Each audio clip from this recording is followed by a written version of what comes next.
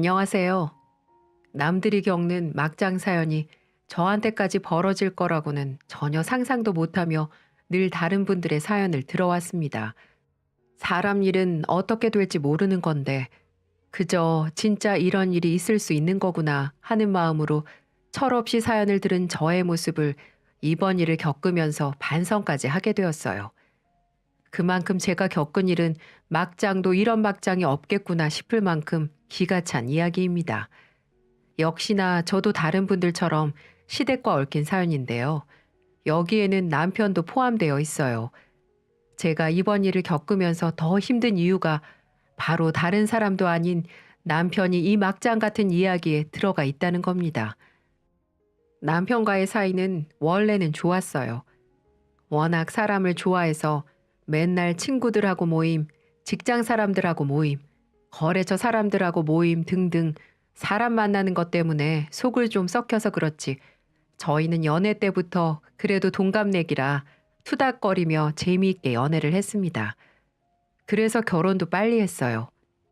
워낙에 서로 통하는 것도 많고 취향도 비슷한 게 많아서 둘이 잘 맞았거든요. 덕분에 만난 지 9개월 만에 결혼을 했습니다. 저희 양가 부모님은 두 분 다 정정하시고 집안 수준도 비슷해서 큰 트러블 없이 순조롭게 할 수 있었는데요. 딱 한 가지 좀 그랬던 게 우리 시어머니한테는 아들이 이 세상 무엇보다도 최고인 사람이었다는 겁니다. 우리 어머니 앞에서 저의 남편은 상전도 그런 상전이 없었어요. 시아버지가 계시는데도 시어머니는 무조건 맛있는 음식도 남편 위주로 만드시고 밥을 먹을 때도 남편 밥그릇에만 좋은 것들을 다 올려줄 만큼 아들을 끔찍하게 생각하셨죠. 그리고 늘 저한테도 아들 자랑이 심했어요.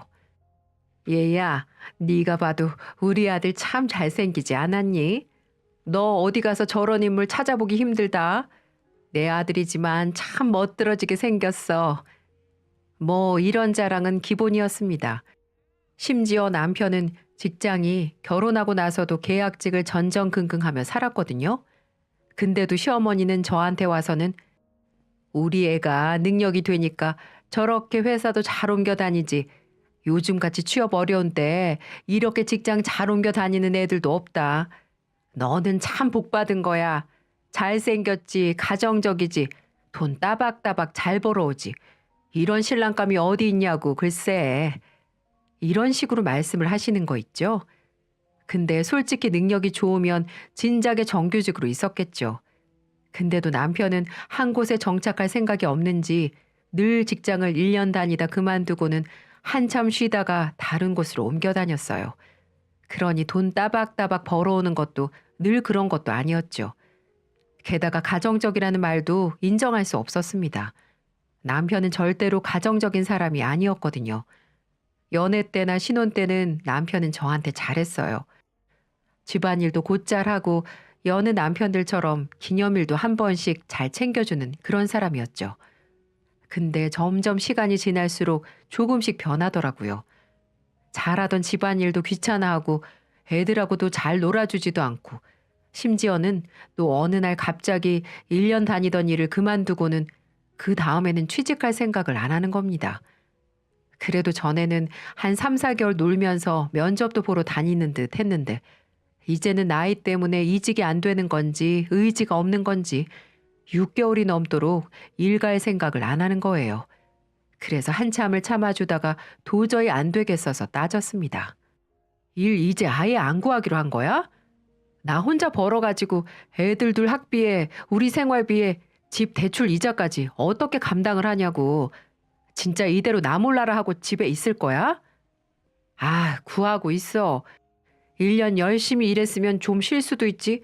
뭘 또 그걸 못 참아서 그렇게 성질을 내냐? 네 남편 힘들다. 그럼 나는 안 힘들어? 애들 낳으면서도 쉬지도 못하고 꾸역꾸역 일 나가서 지금까지 한 번을 못 쉬고 일하는데 내 생각은 안 하냐고. 아, 진짜 알아보고 있어.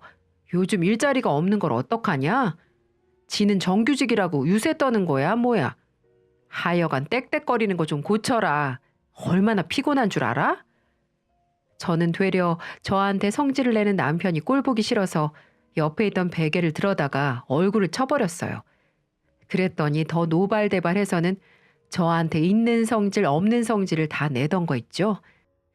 그래서 저도 정규직 마누라한테 더 처맞기 싫으면 당장 나가서 일 구해 라고 말하며 남편을 무시해버렸습니다. 근데 남편은 그 뒤로도 아주 더 과관이었어요.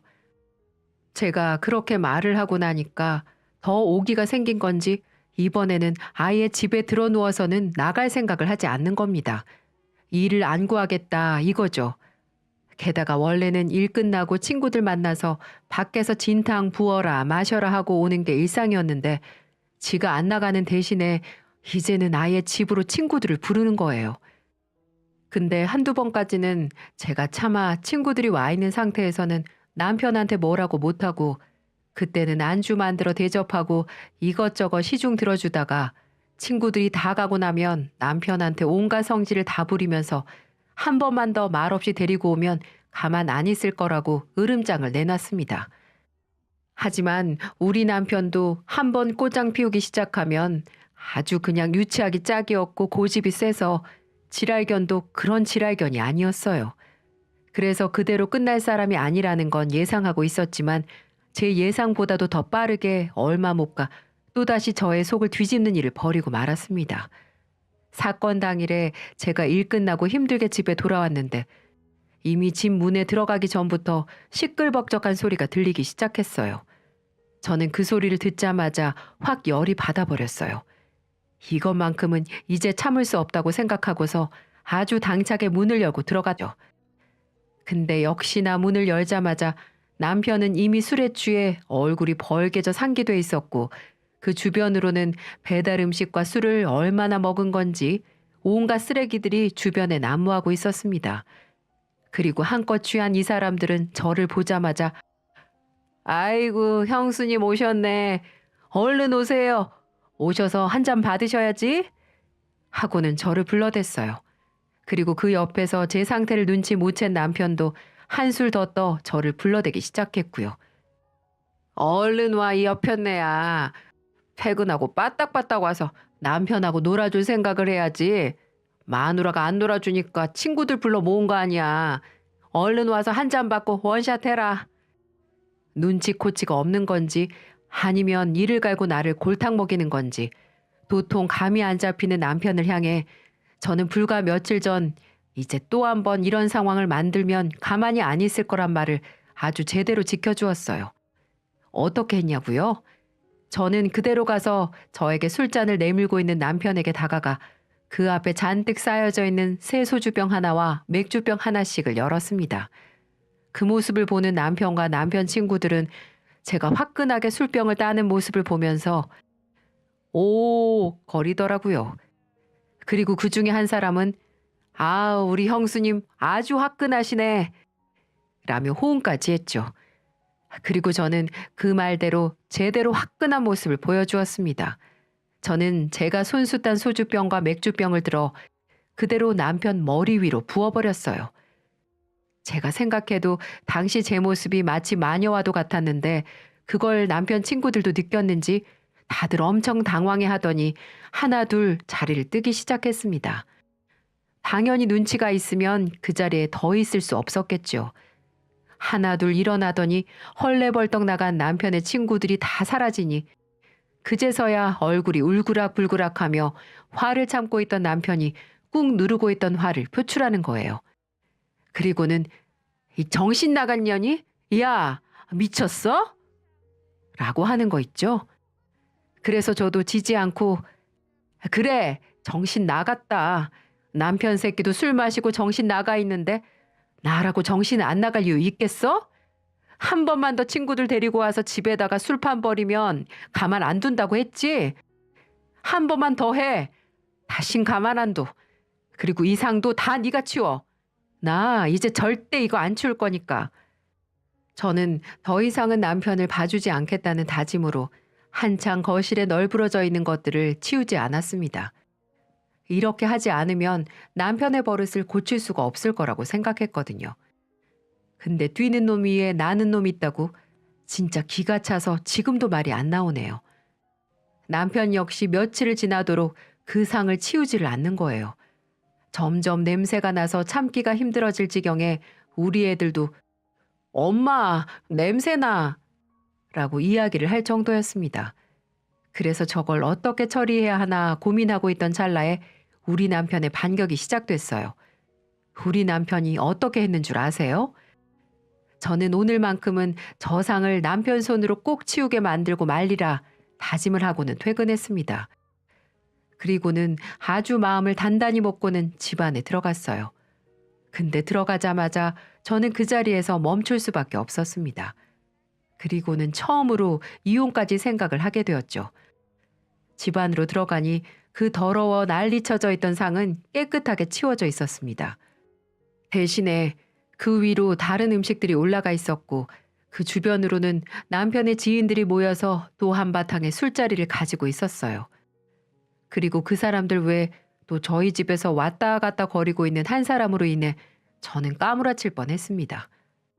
저희 집에서 바쁘게 상과 주방을 오가며 왔다 갔다 하는 사람은 다름 아닌 저의 시어머니였어요. 시어머니와 남편은 제가 들어오든 말든 아랑곳하지 않으며 지인들에게 술상을 내주고 있었죠. 저는 이게 무슨 일인가 싶어서 저에게 하나둘 인사를 하는 지인들도 다 무시를 하고는 곧장 주방으로 다시 들어가신 시어머니에게로 갔습니다. 그리고는 바로 이 상황에 대해서 물었어요. 어머니, 여기는 어쩐 일이세요? 게다가 지금 뭐 하시는 거예요? 보면 몰라? 네 남편 너 대신에 술상 봐주고 있잖니. 하여간 너는 참 못돼 처먹었다. 어떻게 남편이 친구들 불러서 술도 마실 수 있는 거지? 거기다 대고 난리를 피웠다면서? 그렇게 살지 마라. 여자가 현모양처가 돼도 집안이 살까 말까인데 너같이 하면 집안 다 말아먹는 거야. 알어? 집에 오니까 아주 집 상태도 가관이더만. 상은 하나도 안 치우고 네 남편이 무슨 죄냐? 그깟 일 좀 안 한다고 구박에 구박을 그렇게 한다고 우리 애가 얼마나 서러워했는 줄 알아? 너 그러는 거 아니다.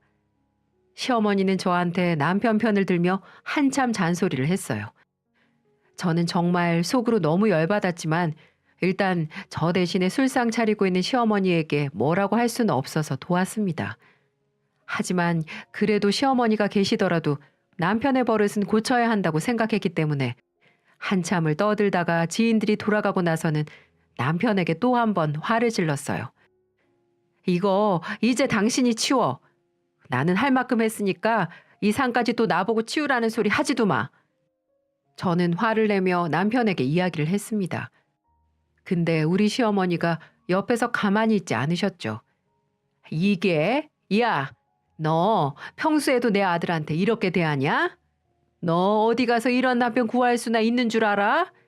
우리 애가 친구가 많은 게 다 성격이 좋아서 그런 건데 너는 네 남편 성격 좋은 걸로 감사해야지. 어떻게 이렇게 하찮게 대해? 저는 어머니의 말을 들으면서 억울하기도 하고 분한 감정이 올라와 이제껏 참았던 화를 어머님께도 표출하고 말았습니다. 어머니, 말씀 잘하셨네요. 제가 이 사람 하찮게 대한다고요? 오히려 어머님 아들이 저를 하찮게 대해요. 아세요? 얼마나 하찮게 대하면 제가 일 끝나고 집 들어오면 힘드니까 사람들 그만 데리고 오라고 해도 그걸 다 무시하고 사람들 불러다가 술판을 벌이겠어요? 게다가 어머님 아들 때문에 제가 도대체 뭘 감사해야 하죠? 집에서 맨날 빈둥빈둥 놀면서 집안일도 하나도 안 하고 애들도 제대로 안 보는 인간한테 말이에요. 오히려 식충이라고요, 식충이. 시어머니는 지금까지 제가 시어머니께 화를 낸 적은 없었기 때문에 저의 말을 듣고는 상당히 당황하신 듯 했어요. 하지만 옆에서 이 모든 걸 다 지켜본 남편도 지네 엄마한테 성질을 냈다고 저한테 노발대발하기 시작했습니다. 그러니 이제는 아주 모자가 쌍으로 달려들어 저를 공격하는 거예요. 저는 어차피 이 둘하고는 대화도 안 되고 저는 꼴도 보기 싫어서 방에 있던 애들을 다 데리고 와서 진가방을 둘이 보는 앞에서 다 싸들고는 친정으로 가버렸습니다. 그리고는 나오면서 이 말도 잊지 않고 해주었죠. 어머니 아들 그렇게 잘났으니 저 없이도 아주 잘 살 거예요. 그쵸? 그러니까 능력 없고 무정한 며느리는 이만 나가보겠습니다. 너도 어디 혼자 잘 살아봐. 저는 있는 대로 화가 나 그 자리에서 제 할 말만 하고는 친정집으로 와버렸어요. 근데 남편도 이미 화가 나 있는 상황이라 저를 붙잡지도 않더라고요. 시어머니만 어머 어머 아주 그냥 집안 꼴 잘 돌아간다. 이래서 집안에 여자가 잘 들어와야 하는 거야. 말세다 말세야. 라는 소리만 외쳐댔죠. 근데 그 말도 저는 무시하고 제 갈 길을 와버렸어요. 친정집에 가서는 남편이 그동안 저한테 했던 것들을 다 말하니까 당장 가서 따지겠다고 엄마와 아빠가 들고 일어섰지만 저는 일단은 두라고 했습니다. 이미 대판 싸우고 왔는데 더 일이 커지는 건 원치 않았거든요. 대신에 제 빈자리를 느끼고 얼마나 지가 개차반으로 살고 있었나를 좀 느껴보게 하기 위해서 저는 일절 남편에게 연락도 하지 않고 친정집에 머물렀어요. 근데 남편도 저한테 화가 난 상황이었기 때문에 초반 3일까지는 연락도 없더라고요. 저는 그걸 보면서 그래 나 없이 잘 먹고 잘 살아봐라 라는 심정으로 끝까지 연락하지 않았죠. 그렇게 일주일 정도가 지났습니다. 이때부터는 뭔가 남편에게도 발동이 걸리면서 연락이 오기 시작하더라고요. 처음에는 문자만 왔습니다. 언제 올 건데? 라는 연락이 왔길래 저는 당당하게 씹어주었어요. 일체 답장을 하지 않았죠. 그랬더니 그 다음번에는 미안하다는 문자와 함께 다시는 안 그러겠다는 문구들이 들어간 장문의 문자들이 오기 시작했습니다. 하지만 그것에도 제가 답장을 하지 않으니까 이제는 핸드폰에 불이 나도록 전화를 하기 시작하는 겁니다. 근데 제가 그것까지도 받지 않으니 이번에는 친정집으로 와서는 제 앞에서 손이 발이 되도록 싹싹 빌며 다시는 안 그러겠다고 제발 집으로 와달라고 하는 통에 저도 한참 고민을 하다가 화를 풀고 용서해 주었어요. 이때는 저희 친정 부모님도 이 사람한테 화가 나 있는 상태였기 때문에 한 번만 더 내 딸 막대하면 그때는 절대로 안 보낼 거라고 협박까지 하면서 저를 보내주셨답니다. 집에 가니 남편은 제가 없는 동안 많이 힘들었는지 얼굴까지 헬쓱해져 있더라고요. 집안일을 안 하던 사람이 하려다 보니까 엉성하게 치워져 있는 곳들이 한두 군데가 아니었습니다. 한마디로 집안 꼴이 엉망이었죠. 그러니 얼마나 제가 필요했겠어요.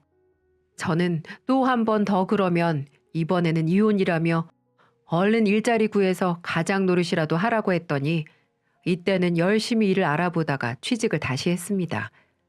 남편은 원래 영업직으로 돌아다니면서 일을 했었는데 이번에는 주류 영업직으로 취직을 하게 되었어요. 게다가 1년만 잘하면 정직원으로 될 수 있다고 하기에 저는 열심히 해보라고 다독여 주었죠. 하지만 저는 그 1년 사이에 천국과 지옥을 맛보아야만 했습니다. 남편은 그래도 말도 잘하고 사교성이 좋아서 그 일에 금방 적응을 했어요. 게다가 원래부터 영업직이 체질에 맞는 사람인지라 이번에도 일을 잘하고 있는 것 같더라고요. 남편의 능력은 곧 실적으로 나타나 인센티브도 많이 받으며 돈을 잘 벌어왔죠. 저는 남편이 벌어오는 돈을 보면서 그동안 고생시킨 거 이렇게 갚는구나 싶어 좋았습니다. 하지만 그 감정은 그리 오래가지 못했어요. 왜냐면 남편은 영업을 한다는 핑계로 맨날 사람들이랑 술 퍼마시며 집에 늦게 들어왔거든요. 아니 저도 처음에는 당연히 이해를 했어요. 명색이 술 영업직인데 사람들한테 술도 맛보여줘야 하고 그러려면 같이 자리도 해야 하니까 늦을 수 있다고 생각을 했죠. 근데 이 사람이 점점 가면 갈수록 늦게 들어오는 정도가 심해지는 거예요. 게다가 인사불성이 돼서 돌아오는 날도 적지 않았습니다. 그 덕에 한창 잠잠했던 저희들의 부부싸움은 다시 또 잦아지게 되었어요. 정말 하루가 멀다 하고 싸워댔어요. 근데 그러다가 결정적으로 남편이 또 술을 마시고 집에 늦게 들어왔는데 저희 집으로 남편을 데려다 준 사람이 글쎄 여자인 거예요. 저는 현관문을 열어다 주다가 어떤 여자한테 매달려 정신을 못 차리고 있는 남편을 보고는 놀라서 물었습니다. 어머, 누구세요? 아, 저 황기원 씨 직장 동료인데 일 끝나고 저랑 같이 술 마시다가 좀 많이 마셔서요. 집도 못 찾아가겠다고 하길래 제가 데리고 왔어요. 아, 죄송해요. 밤 늦었는데. 저는 일 끝나고 술을 마셨다는 여직원의 말에 너무나도 황당해 한 번 더 물었습니다. 술을 마셨다고요? 둘이서? 네. 어머, 이런 거 이해 못 하시는 분인가? 기원 씨가 마누라가 좀 꽉 막힌 사람이라고는 하던데 진짜 옛날 분이신가 보네요. 암튼 일단은 저 너무 무거우니까 기원 씨 좀 받아주시겠어요? 아, 그리고 일어나면 연락 좀 달라고 전해주시고요. 저는 너무나도 당당하게 이야기를 하는 이 여자를 보면서 과연 제정신인 건가 싶었어요. 게다가 다른 여자한테 제 욕을 한 남편이 괘씸하고 미웠습니다. 그래서 그냥 거실에다가 아무렇게나 자게 냅둬버렸어요. 저는 정말 이 사람이 이 직장에 취직한 게 잘 된 일인 건가 심히 고민이 되더라고요. 이제까지는 술을 마셨어도 이렇게까지 몸을 못 가눌 만큼 인사불성으로 들어온 적이 거의 없었기 때문에 저는 더더욱 고민이 되었죠. 왜냐하면 주류 회사에 취직한 이후로는 거의 개처럼 집에 기어서 들어오는 적이 한두 번이 아니었거든요. 그래서 다음날 일어나면 이 여자 문제도 따질 겸 직장 문제도 이야기하기 위해 마음을 잡고 있었습니다.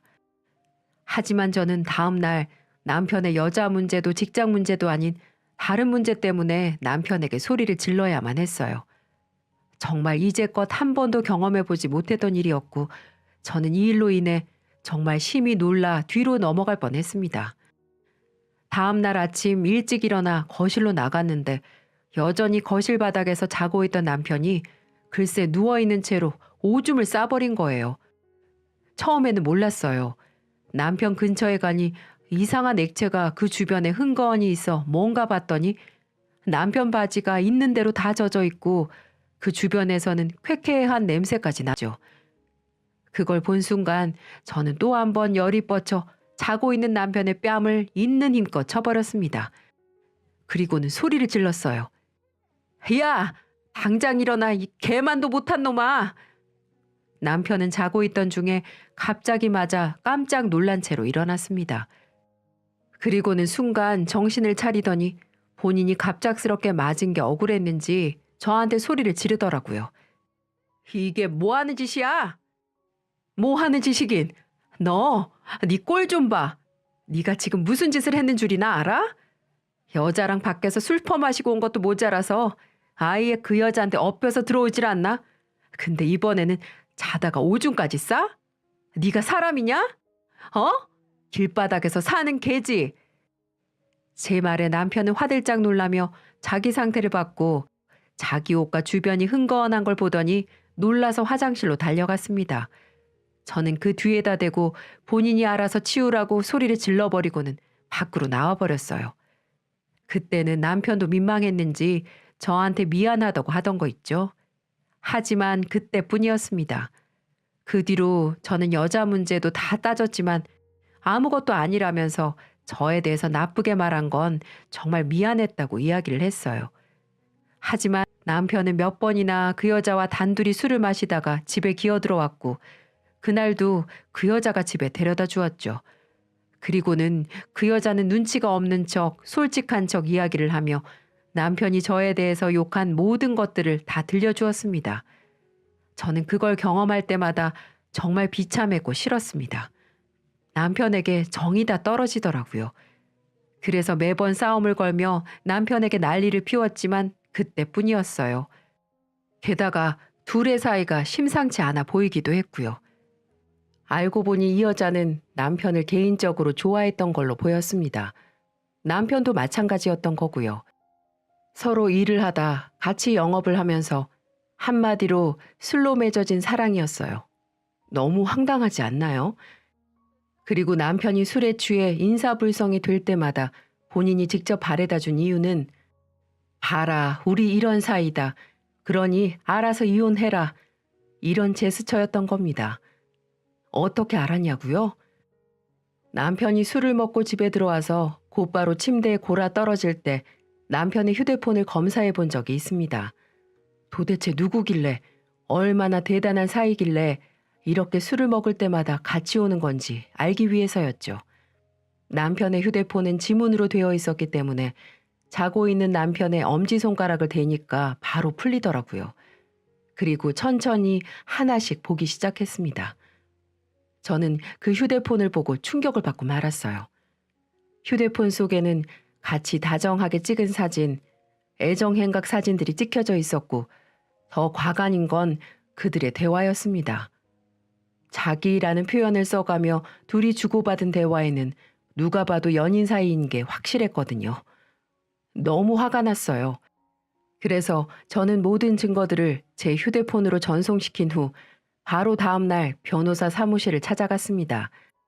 변호사 말로는 이만하면 이혼하는데 문제도 없고 판결 결과도 유리하게 진행될 거라 말을 하더군요. 그렇게 저는 그날 밤 단단히 마음을 먹고 남편을 기다렸습니다. 이제는 정말 끝내야 될 시간이 왔다는 걸 말하기 위해서였죠. 하지만 그날도 남편은 전화도 안 받고 밤 12시가 지나도록 들어오지 않는 겁니다. 그러다 제가 피곤해서 잠이 들었는데 일어나 보니 부재중 전화가 한 통이 와 있었어요. 모르는 번호로 전화를 해보니 글쎄 경찰서라는 겁니다. 남편 때문에 전화를 했다는 거였어요. 부랴부랴 전 옷을 입고 경찰서로 향했죠.